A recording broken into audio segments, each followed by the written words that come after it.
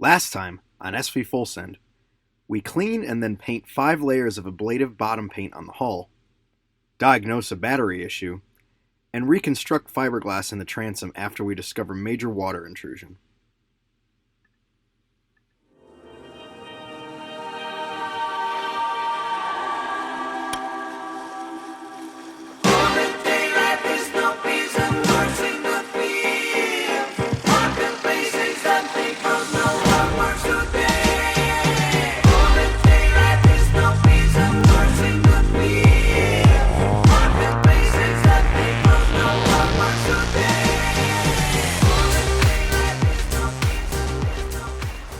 You guys silly? I'm still gonna send it.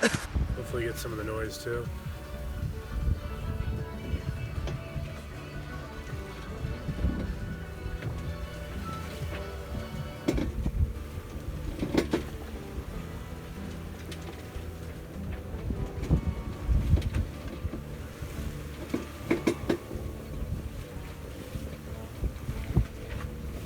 You want to go down?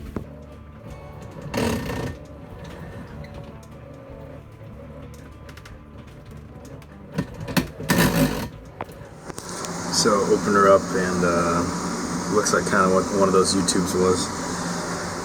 The guy had this all messed up, so I'm going to try taking it off and see if that's what ours is.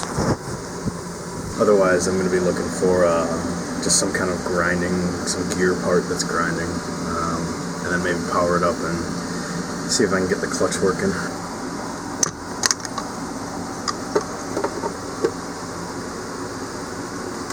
Dust from something grinding, probably not supposed to be there. So before I break anything, Leslie's gonna take a look at it. He knows a lot more about this stuff than I do. Quick run to AutoZone or O'Reilly's to get this tool that takes out this guy here. That way we can get this case off, but yeah, you can hear the grinding and stuff. Alright. Took it off, and sure enough, a lot of grinding down on this gear here. Look at all that dust. Screwed. This gear's screwed too. I wonder why that happened. This gear's fine. But yeah. So figured out the problem. Leslie, good work. Had to take these guys out. That was holding it into what right there. Yeah. But now we can take this sub-assembly off if we need to. There's that screw. So I think the screw that you popped, that was all the grease inside of there. Awesome. So now I just got to find the parts. You said that this was on Delos. They did this too. I think Delos had a similar problem, and I think you can replace these with aluminum gears or stainless steel or something. Okay. So yeah, look at that. That's totally. Leslie, thank you, sir. Oh yeah, anytime. Now I got to order this stuff, and then we'll come back, clean it up, and slap her back in. But at least we know what the problem is. No luck at the marine electronics shop here. Ray Marine wants to have a chokehold on anything. They don't give out a parts number. They'll charge you a crap ton to be able to fix it. So we found a couple places, one place in the UK and one place here that we think it's the right part, so I think we're going to try ordering that. Otherwise, whatchamacallit, the guy there said he's got another unit, but it's made by Raytheon. He'll sell it to us for $400 instead of the $1,500, which a brand new one would be. So that's another option as well. I'm gonna go try to get some varnish for the wood here in the Companionway steps, or for the Companionway, and some polyurethane, be able to cover that waterproof a little better. It's looking a little weak. And then I also want to use calipers to get the measurement for here, because we got to replace that. So see how thick that is, and then get that replaced, because this is broken.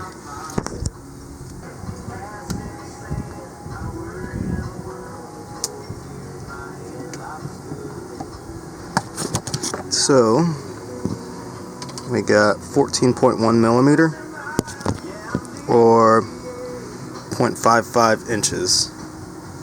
So we'll say it's probably about a half an inch. Actually, this was made in Germany, so 14.1. So it's probably closer to 14 mil.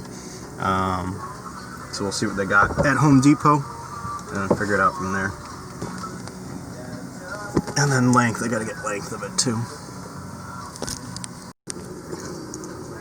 And it's about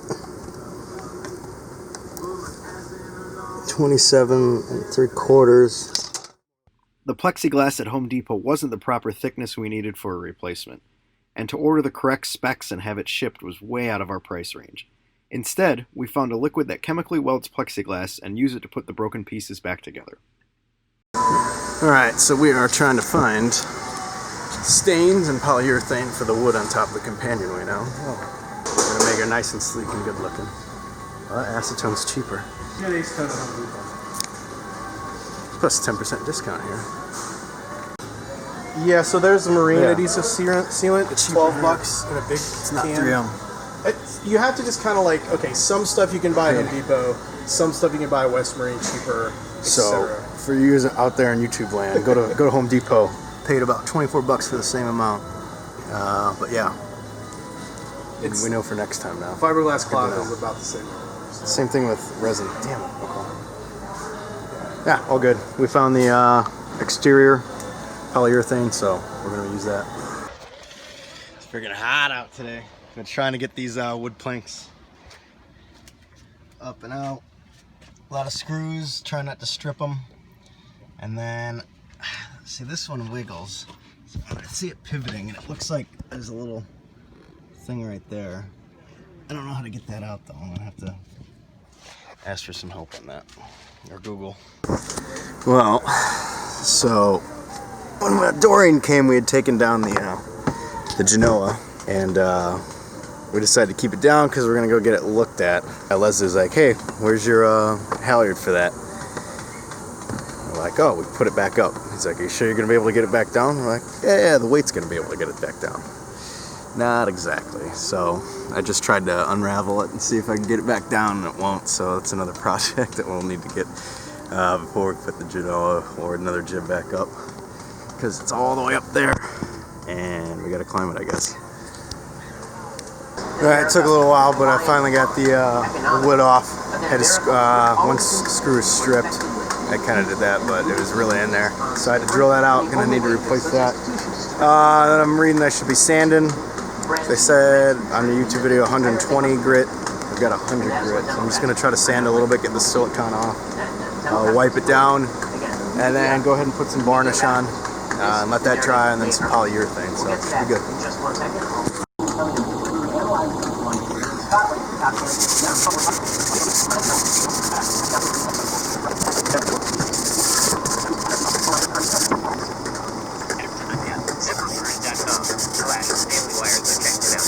Sanded down. I'm sure I didn't do it exactly how it needed to be done. Just tried to keep it with the grain. But now it's time to try to start varnishing. So let's get it. We're using I haven't decided which one I want to use. I think I can do it all in this guy. Or we've got this one, which is a water-based one. The other one's oil-based. Leslie said it didn't matter because we're just going to be putting polyurethane over it to protect it from the elements, so it doesn't really matter.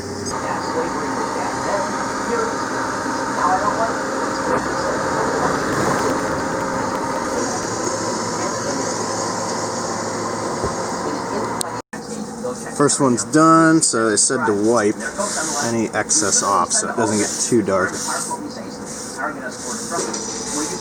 that's what I'm going to do. Get the other one up here and then start, look at all that. The other one up here, and then I'll do the bottom after a few hours of this drying. Got both of them done now. I think it's good to put them in the sun. I don't know, it'll dry quicker, so then I can put the urethane on. Time to go clean up the area where they used to be. It's really dirty, so I'm gonna get that nice and clean. The wood planks. The polyurethane's starting to dry. Sprayed on a couple layers, so I think I'll probably do like 5 total. Get it nice and slick, look good. So a couple more jobs, and then gonna head up, gonna change the oil in the car. Military museums across the road's got a bunch of displays and some old World War II tanks, so see if I can jump into Sherman. Kind of excited. at the North Florida Military Vehicle Museum, something like that. They got a little show going on this weekend, but a bunch of old World War II stuff looks like, so check it out.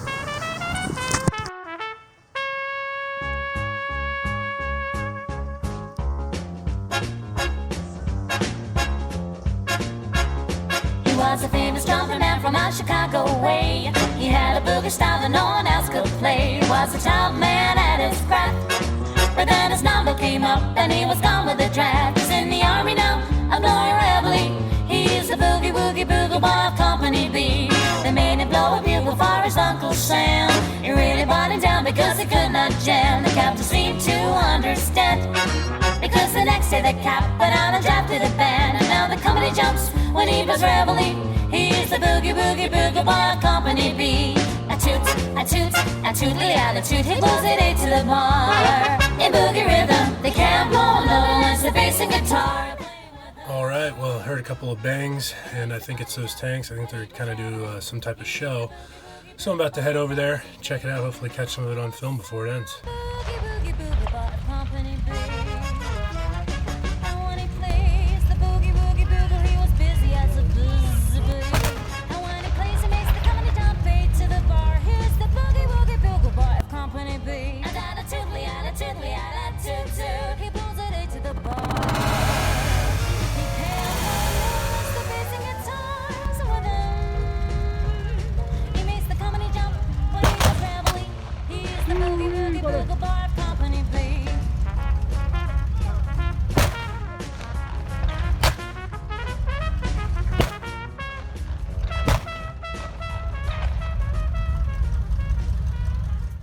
If you like this video and want to see more, subscribe to our YouTube channel and help support us on Patreon. You guys silly? I'm still gonna send it.